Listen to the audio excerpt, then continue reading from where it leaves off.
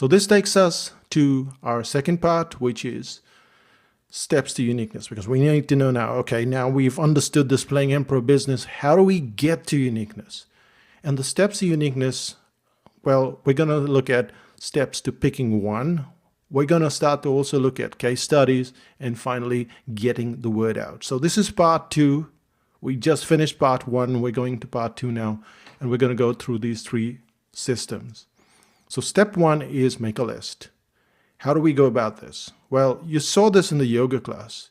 You had clean yoga mats, no supermodels, reasonable pricing. You had this entire thing, which is great because instead of trying to create uniqueness, you're just creating a list. And then you're going to pick one. So how does this work? Well, maybe you'd say, hey, clean bathrooms, that's really good. That's something that I like. Maybe everyone in the group would like no supermodels so that they would not be intimidated, because a lot of people, especially, when you're coming to a yoga class, you're intimidated by people being extra skinny or extra fit. And then say you've chosen injury-free. Now, what are you going to do? You could say, well, we'll have clean bathrooms and no supermodels and injury-free, and immediately you're killing it because you have to pick one. And so you get rid of something, and then you have one thing. And when you have one thing, then you've now chosen 3 and picked one. So why do you choose 3? You chose 3 because it's easier. From 15, you go to 3, from 3 to 1, and you'll find that you want to go through those steps and not jump from 15 to 1. And that one that you picked was injury-free yoga. So now you've picked it, but what are you going to do with it? What does it mean? You have to expand that whatever thing you picked. So the questions that you're asking yourself, and you want to write this down now, is what is it? What does the competition do? And finally, what do you do differently? So simple 3 questions. What is it? What does the competition do? And what do you do differently? And this is how you expand your concept. So when we start to look at what is injury-free yoga, what does the competition do in terms of yoga, and what do you do differently? That's what we're doing. So injury-free yoga, and here's the answers. What is injury-free yoga? Injury-free yoga is the yoga that minimizes strain. Others make you go crazy with the yoga, damages your knees, damages your back. And what we do is injury-free yoga. Your back and knees are safe. Your back and knees are safer. So what you've started to create is something that's so simple that when it was told to you the first time, injury-free yoga minimizes strain on your back and knees, now you can go and tell this to 50 people and there is no dropout. Notice, once told you, just once, and there is no dropout. You can remember it for the rest of your life. 5 months from now, 6 months from now, 10 months from now. No problem. Because of the simplicity. And the simplicity is, what is it? What does the competition do? And how do you do it differently? So let's look at a second example. Let's say you had like a homeschooling business. Well, in a homeschooling business, you would have a whole bunch of things that you could possibly, make a list about. So again, we go about the system, making a list, pick one, and expand that one. So here we go. Now this list was not as simple as the yoga list. It's a little more detailed. You have to read through all of this stuff. But you know what you're doing, technically speaking at least. And so you come up with a list and you go to possible clients if you have clients and get feedback from them, and then you play emperor as well. And when you play emperor, maybe you come up with this list and then you decide, okay, I'm going to pick 3, and you pick 3. So now you've got things that you would say, well, if I were to play emperor, this is what I'd do. And then, of course, from the 15 or 10, you had to pick 3. You had to go through those steps. 15, 3, 1. And we're going from 9, 3, 1 in how to teach without books. Now see how simple and effective that is. It's simple and there's no dropout there. And then again, you expand it, which is you don't have to use a textbook to teach your children. and it goes from there. So this is really uniqueness. The uniqueness has those three elements. What is it? What does the competition do? What do you do? And you want to keep it as simple as possible so you don't have any dropout. And teaching without textbooks. If I told you we teach without textbooks and kids will learn automatically, you won't have to nag them. Again, that's dropout free. And that's the power of uniqueness. That's what 30 minutes or it's free stands for. That's what 100% waterproof stands for with Timberland. That's what 6 grams of fat does. It's very simple because it can be reduced to something as simple as teaching without textbook, and then it can be expanded if it needs to be. So using just 3 to 5 lines, you want to create this. You don't want to have, if you're going past 5 lines, you've got way too much expansion. 3 to 5 lines is what you need to have. And when you have 3 to 5 lines, then you know that there's not going to be any dropout in that uniqueness. So we've already covered why 3 to 5 lines. Dropout rate. There's too much information.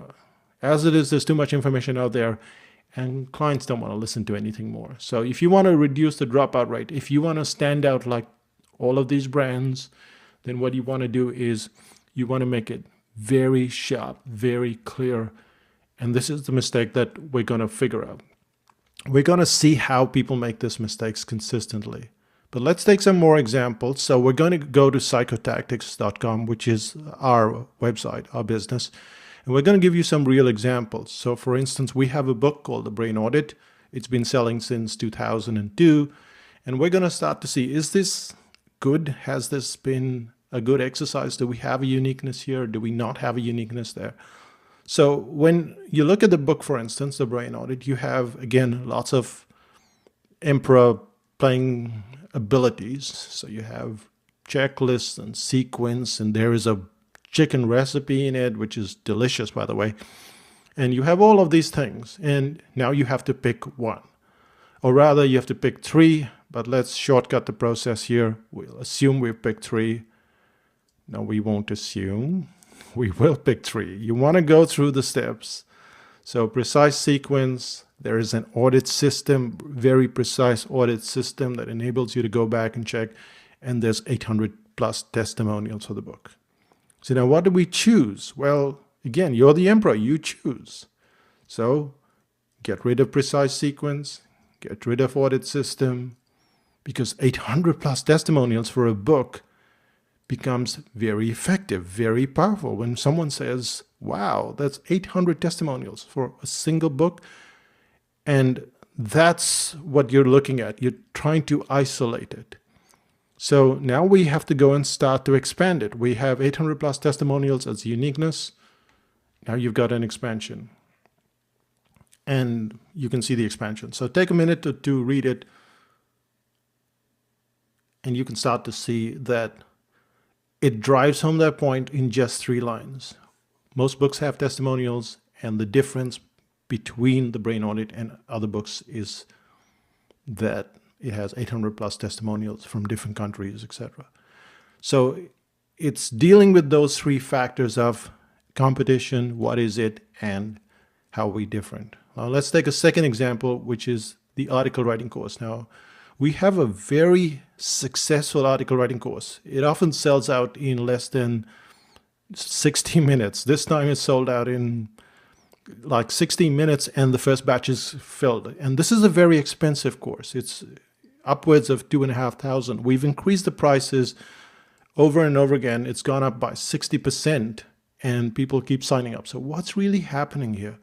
Well, again, the article writing course was not always so easy to fill up in an hour or 2 hours at that very high price.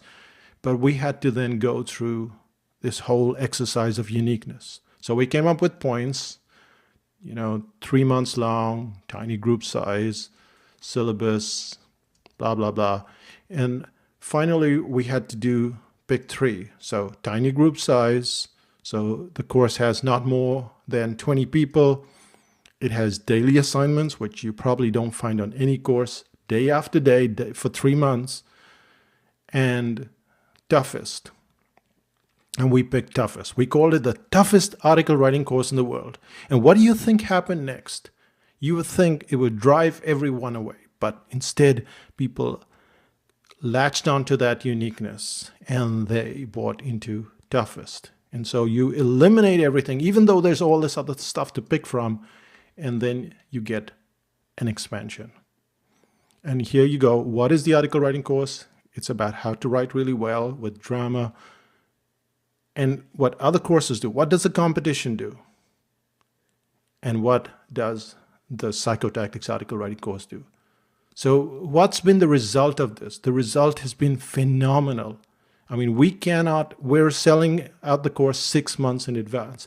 But what's really happened is the teacher hasn't changed, the syllabus hasn't changed, the notes haven't changed, the audio hasn't changed, nothing has changed. The only thing that changed, or one of the only things that changed, there are always little things that change, but we changed it to the toughest writing course in the world. And that changed everything. The uniqueness drove people mad. Just like it did with Domino's, just like it did with FedEx, just like it does with everything. Once you create a uniqueness, people latch onto it and are willing to pay more because they know the answer to why. So once we understand this, we still have to get the word out. So we've created our uniqueness, we've gone through the steps, but we still have to get the word out. Now, have we got the word out with a brain audit? And we'll just do a pass or fail. We're going to psychotactics.com, and when we go to the page, we start to look at the page and we start to search for the uniqueness, and we go left and right and up and down. And guess what? The uniqueness is nowhere in sight. You can actually go through that page right now on Psychotactics, where we're selling the brain audit, and you will find that there's no uniqueness. So it's a fail. On the other hand, when you go to the article writing course page, you'll start to see immediately there is the factor of toughness. So it's there in graphics, it's there in words. So you start to see that anything in life can be described with cat level, dog level, or baby level. Cat is where you don't have to worry about it too much. Dog is where you have to kind of take it for a walk. And then baby, where they just cry all night. And you have to stay up for 3-4 months in a row and you don't get much sleep. So we've used graphics, we've used text, and we're driving home the uniqueness. But is this a uniqueness? Yes, it is, because when you start to look at it, you start to see there's more and more. It becomes the central force. So when you ask the clients why they chose it, they give you different reasons. But when you say what's unique, they say it's the toughest writing course in the world. That's why I wanted to be part of that system. Yet, look at what it says. Reason 2. Reason 2 means it's not unique. Reason 2 means it's one of several things. And so even when we start to look at our own sales pages, we start to realize, well, we want to say more than one thing. And in this case, you can see reason 2 means that we have to go back and we have to strip that page a bit and make it the single most reason. And that's when the message is going to get across. That's when your clients are going to say, yep, that's the same reason why I'm buying it. So let's just summarize what we've covered so far. The first is the steps to picking one. We looked at how we went about with features and feedback and all that kind of stuff. And we started to play emperor and we picked one. We looked at the case studies. We looked at all of the article writing course. We looked at the brain audit. We looked at all of those things. And we realized one thing, that it doesn't matter if we have the greatest uniqueness in the world. It didn't matter that we had 800 plus testimonials for the brain audit. If we don't get the word out, and we don't get it out visually and textually and in every possible way, especially just on your sales page, for instance, or just on your brochure, it doesn't matter that you have the greatest uniqueness in the world. You have to get the word out. And that brings us to the end of the second part. So in the first part, we started to look at uniqueness. The second part, we start to then go through the steps, and now we're going to the mistakes that we make with uniqueness.